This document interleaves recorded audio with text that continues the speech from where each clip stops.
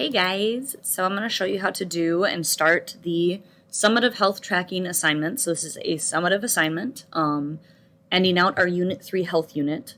So the original directions you get on the Monday that we start this are just that you're going to be tracking over 2 weeks, like 3 goals that you're going to make in Spanish based on one health category, either the nutritional, physical, or mental. There is a paper version, which is the recommended version. This virtual version is good, though, if you are going to be gone for multiple days, or if you're gone the first day, or if you are someone who actually does well with virtual versions. The reason I don't recommend it is because what I'm noticing when I look at our data for our classes, our Spanish 3 classes, students are not completing the virtual work as fast as they complete paperwork. Paper is just a better reminder, and I can hold on to the paper for you in class, so you don't have to even really worry about it. If you're going to do the virtual version, watch this whole video. If you're gone for multiple days, watch this whole video. I'll try to be as quick as I can. There's a model for the assignment in this Monday assignment and in the actual summative assignment itself in Schoology. Definitely open that model and keep that open. Use it as often as you need to understand what you want to do with yours. And I'm also going to fill it in with us in class every day to kind of see what it's like. So, and I also am actually kind of excited to set some goals. And then here is where you click to do the virtual version. So again, if you're doing that version or if you're gone, either way, just watch through and I'll open that one, which is the same exact worksheet, literally. So, and then today we're going to do page 1 on the first day, I should say, probably this Monday. So when we look at it, you're going to complete all parts of this assignment when told to do so. Biggest thing to notice is that this whole thing should be in Spanish. What you do, all of your parts are in Spanish. I usually mix up the languages in here because there's some things I want to make absolutely sure we all understand no matter what.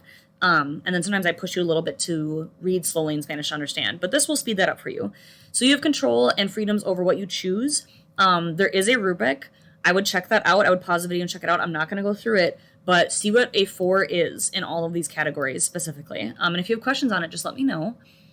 Okay, so first, choosing or electing basically your health category. So again, nutritional, physical, or mental. My example, which again, I said before I would keep up, is going to show you what I'm going to be tracking with you guys during the same amount of time.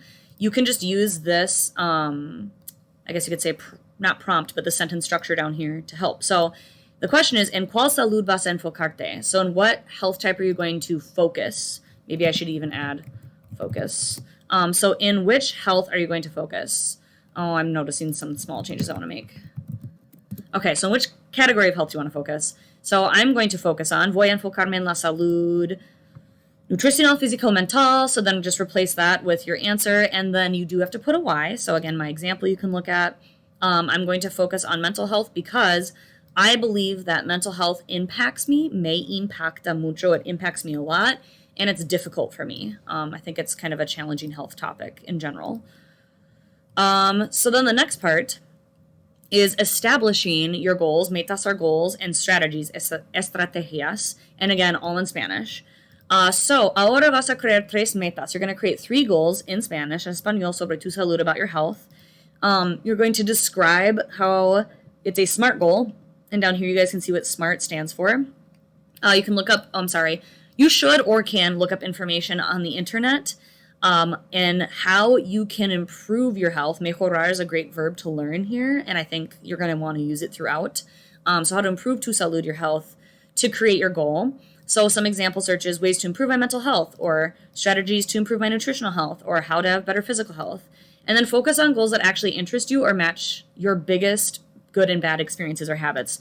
So again, there's no real wrong answers. Do note the rubric does say that your goals are well thought out. So I just don't want, it's kind of hard to even define what that would look like, but it's usually fairly obvious if a student is just not even trying at all and isn't really writing out their goals very well. And again, use my example to help with that.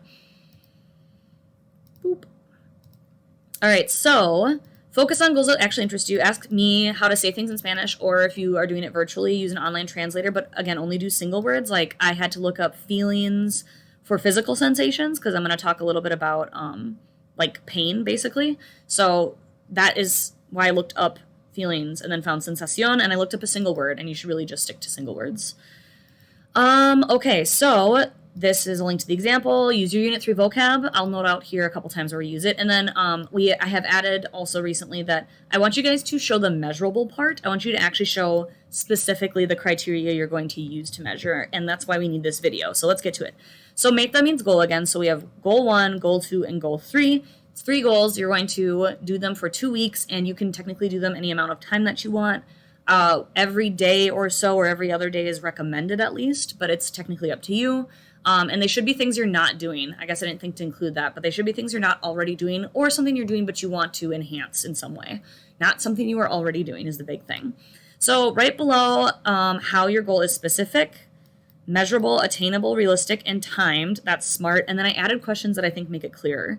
And again, you're choosing a specific health category. So I've already chosen mine, and then I'm going to move on to what 3 ways. I can search those ways on the internet if I especially get really stuck.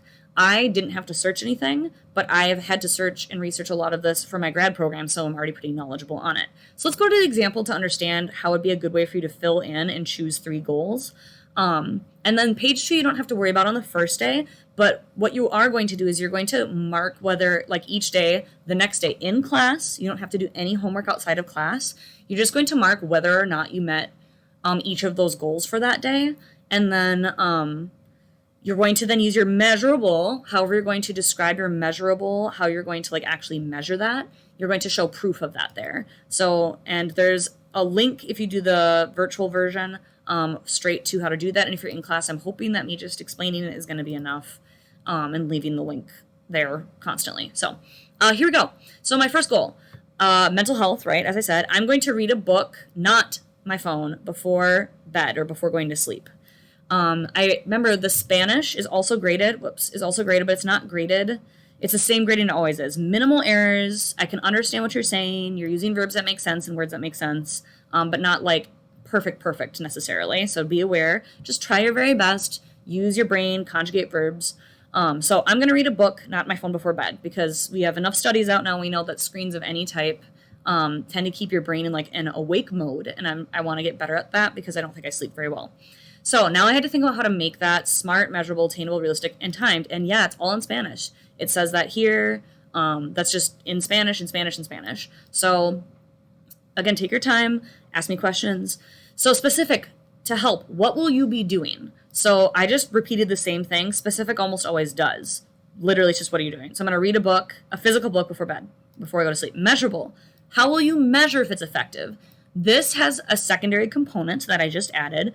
So I'm going to use, it says me siento mejor. And I remember I said mejor is a really important word to know. Mejorar is to improve. Mejor is like better. So me siento, if you remember, is I'm going to feel or I feel better. So how I want to measure this is how I feel, basically. And then sleeping better, okay?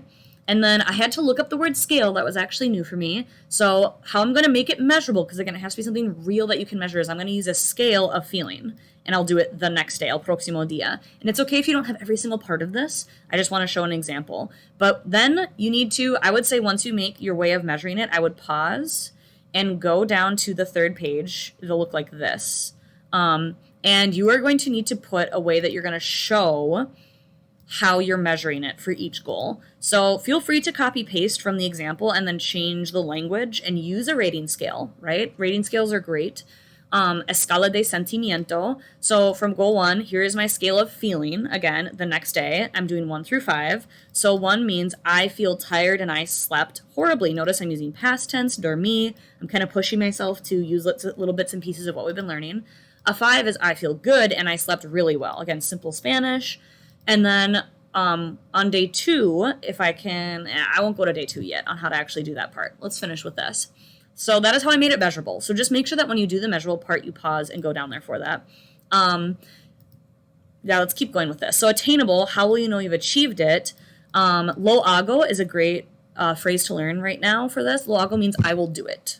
So how am I going to make it attainable? How do I know if I've achieved it? If I can do it cada noche, each night, y me siento o duermo mejor, and I feel or I sleep better.